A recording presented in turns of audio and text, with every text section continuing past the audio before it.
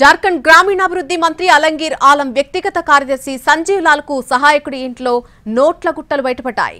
సుమారు 25 కోట్ల రూపాయలు స్వాధీనం చేసుకున్నారు ఈడీ అధికారులు. ఆ డబ్బు ఎవరి ద్వారా అక్కడికి చేరుకుందని ఆరా తీస్తున్నారు అధికారులు. జార్ఖండ్ గ్రామీణాభివృద్ధి శాఖలో పనిచేసినటువంటి మాజీ చీఫ్ ఇంజనీర్ వీరేంద్ర 2023లో అరెస్ట్ అయ్యారు. పలు ప్రభుత్వ పథకాల అమల్లో అవకతవకలకు పాల్పడి వందల కోట్ల రూపాయలు కూడబెట్టారని వీరేంద్రపై ఆరోపణలు కూడా ఉన్నాయి. జార్ఖండ్ కు చెందిన పలువురు రాజకీయ నేతలతో జరిగినటువంటి లావాదేవీల వివరాలతో కూడిన పెన్ డ్రైవ్ ను గతంలో అధికారులు స్వాధీనం చేసుకున్నట్టుగా తెలుస్తోంది. పెన్ డ్రైవ్ లోని వివరాలు ఆధారంగా ఇప్పుడు వీరేంద్ర రామ్ కు చెందినటువంటి 10కి పైగా ప్రాంతాల్లో సోదాలు చేస్తున్నారు ఈడీ అధికారులు.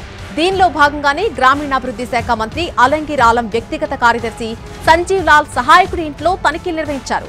దీంతో గుట్టలుగా పేర్చిన నోట్ల కట్టలు బయటపడ్డాయి.